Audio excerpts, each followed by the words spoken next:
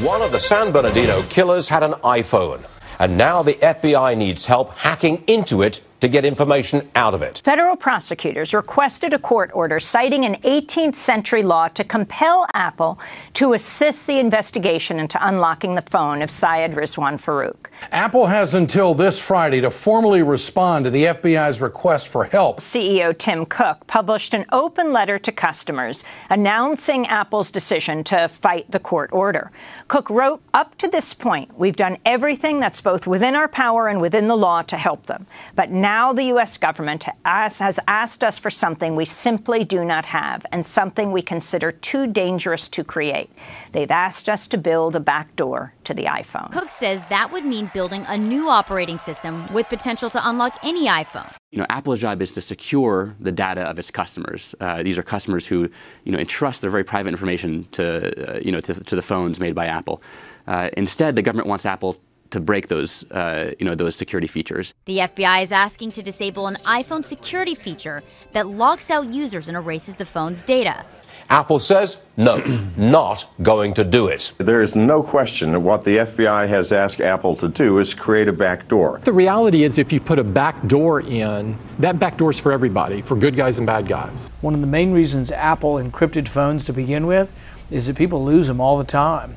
And think of all the personal data or any kind of information on transactions that have gone through your phone that you don't want whoever steals your phone or whoever picks your phone up off the ground to be able to have that kind of access. On your smartphone today, on your iPhone, there's likely health information, there's financial information, there are intimate conversations with your family or your coworkers, there's probably business secrets, and you should have the ability to protect it. If you weaken the source, the codeware, and you say we want a backdoor into the phone or the backdoor into things that are encrypted, what you're doing is weakening that phone and the people who carry it and making them more vulnerable to attack by either hackers or thieves. This basically reduces the security over all iPhone devices and platforms and wouldn't necessarily be the most secure platform out there today. We used to have backdoors back in the 80s and 90s in almost all software products. They were used by tech support people. When a customer called and said, my software is not working, it's doing something strange, the tech support guy would dial into the backdoor, take control, find out what was wrong, and fix the problem. We stopped that because every software product with a backdoor was hacked within a few weeks of the backdoor being created. Now, and that was when hackers were unsophisticated. Today, we have extraordinarily sophisticated hackers with extraordinarily sophisticated tools. Security experts all say the same thing. If such a backdoor exists, if software to hack an iPhone exists, then it can be used again and again by the government for anything. I think Tim Cook has got some serious balls, if I can say that word on TV. You sure can. And he needs to stand firm, and we're all behind him. The entire tech community, the people who understand these issues, are behind him. If we want to create a society where we know we have a right to privacy, that when I speak to a lawyer, I am safe in knowing that that lawyer will not give me up. When I go to my psychiatrist, I'm safe in knowing that psychiatrist will not give me up. Well, you can't pick and choose when it works for you. Today, in over 40 cities across the nation and internationally, Apple supporters saying no to the FBI and a judge's order to help open the iPhone of the San Bernardino killer.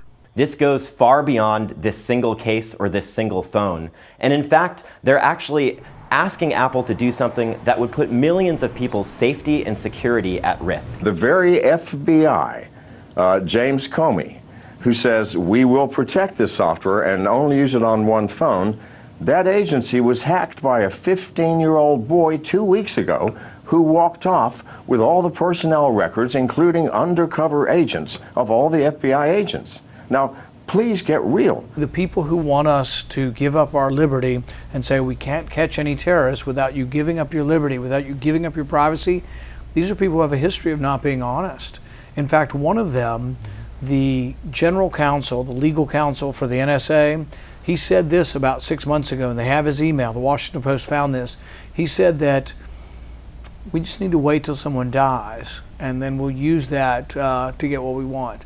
See, they want access to everything. I have offered to the FBI for free to take my team, take that one phone, take it apart, see what's in it, and give it to the FBI.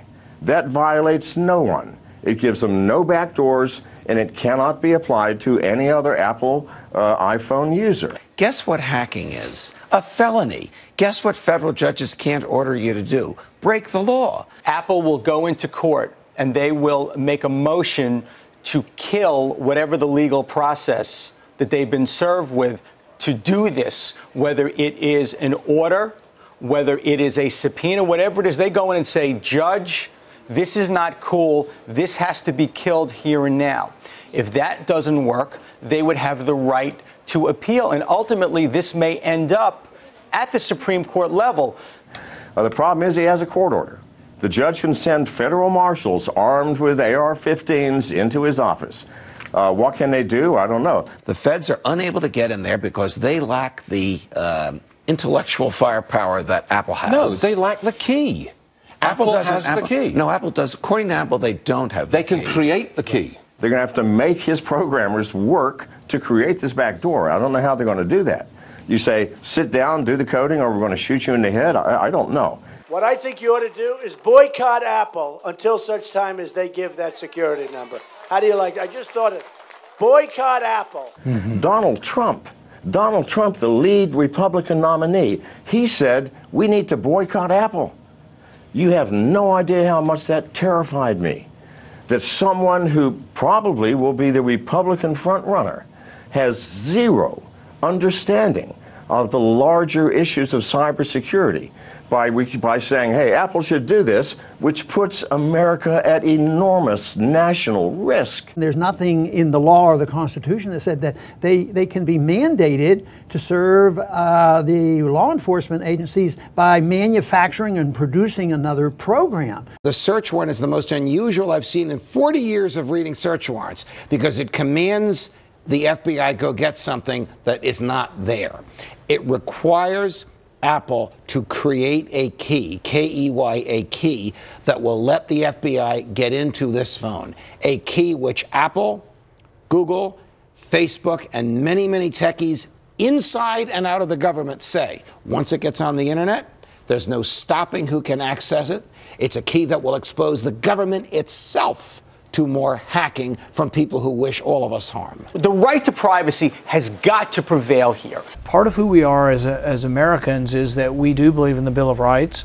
We believe in the Fourth Amendment, which says you can go specifically after targeted information from an individual, but that you're not allowed to go after general sweeps of information. We are going way too far. This is not Big Brother. This is like Big Brother, father, grandfather, great-grandfather.